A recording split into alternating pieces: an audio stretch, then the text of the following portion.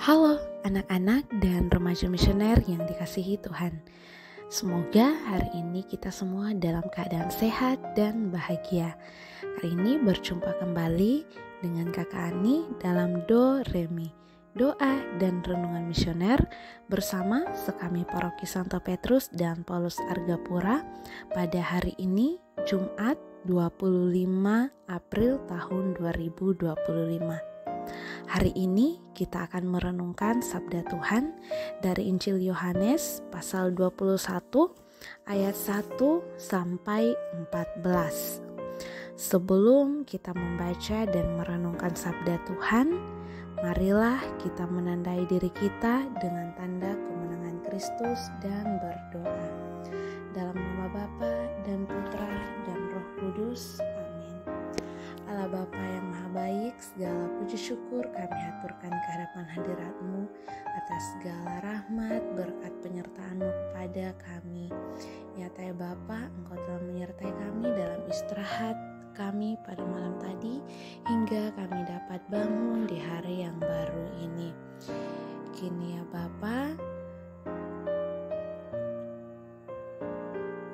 kiranya Engkau membimbing kami dengan Roh Kudus-Mu untuk membaca dan merenungkan sabda-Mu. Semoga daya Roh Kudus-Mu membuka telinga dan hati kami untuk mendengarkan sabda-Mu, menerangi budi dan hati kami untuk memahami sabda-Mu, dan doronglah kehendak dan tekad kami untuk mengamalkan sabda-Mu dalam hidup dan perutusan kami sehari-hari. Demi Kristus Tuhan kami. Amin.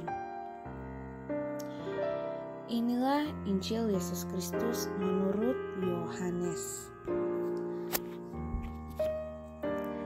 Kemudian Yesus menampakkan diri lagi kepada murid-muridnya di pantai Danau Tiberias, dan ia menampakkan diri sebagai berikut. Di pantai itu berkumpul Simon Petrus, Thomas yang disebut Didimus, Natanael dari Kana yang di Galilea, anak-anak Zebedeus, dan 2 orang muridnya yang lain. Kata Simon Petrus kepada mereka, "Aku pergi menangkap ikan." Kata mereka kepadanya, "Kami pergi juga dengan engkau." Mereka berangkat lalu naik ke perahu, tetapi malam itu mereka tidak menangkap apa-apa. Ketika hari mulai siang, Yesus berdiri di pantai. Akan tetapi murid-murid itu tidak tahu bahwa itu adalah Yesus. Kata Yesus kepada mereka, "Hai anak-anak, adakah kamu mempunyai lauk pauk?" Jawab mereka, "Tidak ada." Maka kata Yesus kepada mereka, "Tebarkanlah jalamu di sebelah kanan perahu, maka akan kamu peroleh." Lalu mereka menebarkannya, dan mereka tidak dapat menariknya lagi karena banyaknya ikan. Kata murid yang dikasihi Yesus itu berkata kepada Petrus, "Itu Tuhan." Ketika Petrus mendengar bahwa itu adalah Tuhan, maka ia mengenakan pakaiannya, sebab ia tidak berpakaian, lalu terjun ke dalam danau. Murid-murid yang lain datang dengan perahu karena mereka tidak jauh dari darat, hanya kira-kira 200 hasta saja, dan mereka menghela jala yang penuh ikan itu. Ketika mereka tiba di darat, mereka melihat api arang dan di atasnya ikan dan roti. Kata Yesus kepada mereka, "Bawalah beberapa ikan yang baru kamu tangkap itu." Simon Petrus naik ke perahu, lalu menghela jala itu ke darat, penuh ikan-ikan besar, 153 ekor banyaknya, dan sungguh pun sebanyak itu, jala itu tidak koyak. Kata Yesus kepada mereka, "Marilah dan sarapanlah." Tidak ada di antara murid-murid itu yang berani bertanya kepadanya, "Siapakah engkau?" Sebab mereka tahu bahwa ia adalah Tuhan. Yang maju ke depan mengambil roti, Yesus maju ke depan mengambil roti dan memberikannya kepada mereka. Demikian juga ikan itu. Itulah ketiga kalinya Yesus menampakkan diri kepada murid-muridnya sesudah ia bangkit dari antara orang mati. Demikianlah sabda Tuhan. Adik-adik dan remaja misioner yang dikasihi Tuhan,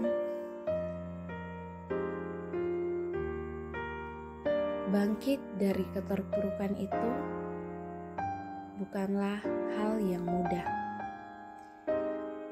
Tidak sedikit orang yang terpuruk itu membutuhkan waktu dan proses yang lama untuk bangkit kembali. Dan begitulah yang dialami oleh para murid-murid Yesus. Mereka mengalami keterpurukan yang luar biasa, di mana Yesus yang menjadi guru dan junjungan mereka ditangkap, disalibkan, dan wafat. Kehilangan, kesedihan, dan kegalauan dialami oleh para murid. Namun, hidup itu harus terus berjalan. Dan para murid mencoba untuk meneruskan hidup mereka. Mereka kembali kepada kehidupan awal mereka, yaitu menjalani profesinya sebagai nelayan. Dan dalam situasi inilah Yesus hadir. Awalnya, para murid itu tidak mengenali Yesus. Setelah Yesus menyuruh menebarkan jala, sehingga mendapatkan tangkapan yang melimpah, barulah mereka sadar bahwa itu adalah Tuhan. Yesus hadir dalam pengalaman hidup nyata manusia. Yesus yang bangkit hadir kembali dalam hidup dan pekerjaan sehari-hari para murid. Perjumpaan ini tentu merupakan perjumpaan yang sungguh luar biasa. Dan hidup harus terus berjalan, tetapi tidak boleh sekedar jalan, apalagi asal berjalan.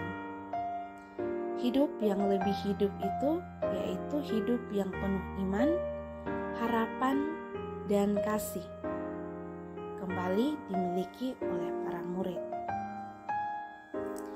Adik-adik dan remaja misioner yang dikasihi Tuhan, bagaimana dengan kita? Yesus yang sama juga hadir dalam pengalaman nyata hidup kita sehari-hari. Namun, sama dengan yang terjadi pada para murid, terkadang kita tidak menyadari kehadirannya. Kita membiarkan hidup kita terlalu lama berjalan begitu saja tanpa kesadaran akan kehadiran Tuhan. Sekarang ini, marilah kita semua menyadari bahwa hidup itu harus ada spiritnya, harus ada semangatnya. Jangan hanya sekedar berjalan begitu saja. Mari kita menyadari bahwa Tuhan senantiasa menyertai kita dalam sepanjang langkah kehidupan kita.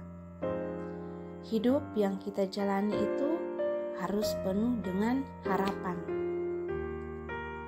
Harapan bahwa akan ada pelangi setelah hujan. Akan ada ketenangan setelah badai dan topan. Dan akan ada kebangkitan setelah kematian. Dan hidup yang kita jalani ini juga harus penuh dengan kasih. Kasih terhadap keluarga kita, orang tua, saudara kita, tante, dan sesama kita. Dimanapun kita berada, marilah kita senantiasa menjalani hidup kita ini dengan penuh kasih. Kita berbuat kasih kepada sesama kita. Dan di dalam kehidupan kita diundang untuk selalu menghadirkan kedamaian dimanapun kita berada. Semoga demikian. Marilah kita berdoa doa anak misioner.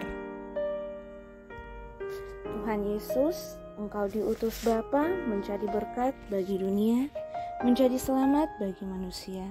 Utuslah kami anak-anak-Mu di Indonesia untuk menjadi sahabat yang kuat bagi yang lemah, sahabat yang rela berkorban bagi yang menderita payah, sahabat penghibur bagi yang sakit dan gelisah.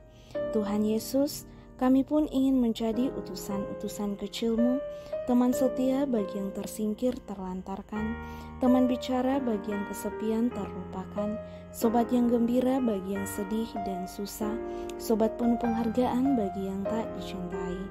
Tuhan Yesus, utuslah kami kini dengan bantuan Roh Kudus-Mu, mencari garam dan ragi yang baik, menjadi terang dan obor yang cemerlang, membawa kegembiraan dan pengharapan. Tuhan Yesus, kuduskanlah badanku dan sucikanlah jiwaku. Kupersembahkan diriku padamu hari ini. Berkatilah semua anak dimanapun juga. Berkatilah semua orang yang kami jumpai, siapapun juga. Amin. Bapa kami yang ada di surga, dimuliakanlah nama-Mu. Datanglah kerajaan-Mu, jadilah kehendak-Mu di atas bumi seperti di dalam surga. Berilah kami rezeki pada hari ini, dan ampunilah kesalahan kami, seperti kami pun mengampuni yang bersalah kepada kami. Dan janganlah masukkan kami ke dalam pencobaan, tetapi bebaskanlah kami dari yang jahat. Amin. Salam Maria, penuh rahmat, Tuhan sertamu. Terpujilah engkau di antara wanita, dan terpujilah buah tubuhmu Yesus. Santa Maria, Bunda Allah, doakanlah kami yang berdosa ini sekarang dan waktu kami mati. Amin. Kemuliaan kepada Bapa dan Putra dan Roh Kudus, seperti pada permulaan, sekarang, selalu, dan sepanjang segala abad. Amin. Anak-anak dan remaja misioner yang dikasihi Tuhan, semoga sepanjang hari ini kita selalu dijaga, dibimbing, dan disertai oleh Allah yang Maha Kuasa, dalam nama Bapa dan Putra dan Roh Kudus. Amin.